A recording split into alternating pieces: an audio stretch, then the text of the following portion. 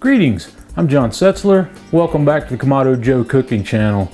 Today we're going to fire up our Kamado Joe Classic and do one of the favorite types of dishes I like to do on here. I like cooking Italian on the Kamado grill, so we're going to put together some really delicious stuffed shells. So let's get started.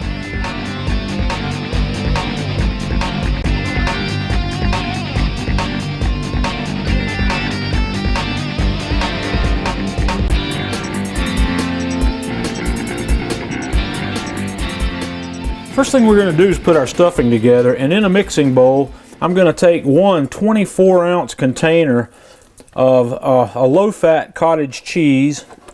Then we're going to add 8 ounces of shredded mozzarella, a half a cup of shredded Parmesan, and then 2 lightly beaten eggs, 1 teaspoon of dried oregano, 1 teaspoon of dried parsley, and then just a dash of garlic powder. And then we're just going to mix all that up. And now I'm just going to cover this mixing bowl with plastic wrap, and we're going to put it in the refrigerator. We're going to fire up our Kamado Joe Classic. I've got 1 fire starter cube down here in the middle of the charcoal. I'm going to light it up with my torch, and we're going to let this guy burn for about 10 minutes or so with the lid open. Okay, now that my fire's going, I've put my accessory rack in the low position on the divide and conquer flexible cooking system, and I'm going to set each half of my heat deflector right on the accessory rack here in the low position, and then I'm going to set each half of my grill in the top position. And we're going to set up today to cook at about 350 degrees, so I'm going to close the dome lid.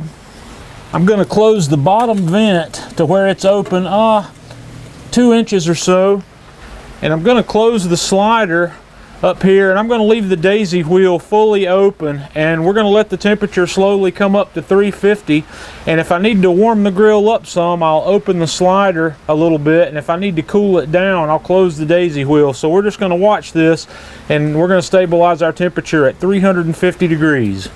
Next thing we're going to do is I'm going to take my dish. I've got 1 jar of regular grocery store variety spaghetti sauce, and I'm going to take about 1/3 of it or so and spread it out on the bottom of my, I'm just using my round cast iron dish here. You can use a 9x13 dish or whatever you like. I'm going to spread that out evenly on the bottom of this dish. And I cooked 1 12-ounce box of the large pasta shells per the instructions on the box, and after I finished cooking those, I rinsed them off in cold water to stop the cooking. So the next step in this process is we're just going to spoon our stuffing mixture into these shells, and then we're going to set the shells in the dish on top of that pasta sauce, and I'm going to work my way around and we'll get all of these stuffed. Okay, I've got all of my shells stuffed. I couldn't quite fit all of them in there. I've got enough to make another small dish. So what we're going to do now is spoon on some more of our leftover spaghetti sauce on top of all these guys. I'm not going to cover them completely. I'm just going to kind of get a little sauce going on the top. I'm going to go all the way around. That looks pretty good right there. And I've got another 1/4 cup of shredded Parmesan cheese that we're going to sprinkle over the top of this, and then we're going to take this outside and put it on the grill. My Kamado Joe Classic's cruising along right here at 350 degrees, so I'm going to pop the lid open. We're going to set this guy right in the middle, and we're going to let this cook, I'm thinking, for about 30 minutes or so. I think that's about all it'll take to cook this, and then we'll be back to have a look. Okay guys, we've been going for right at about 35 minutes, and this looks like it is ready to go. It smells wonderful. I can't wait. We're going to take this inside and let it sit for about 10 minutes or so to cool off a little bit, and then we're going to have a taste. Okay guys, I've let these cool for a few minutes. It's time to take a taste. It smells wonderful, so I'm going to cut one of these just in half here, and we're going to have a quick taste.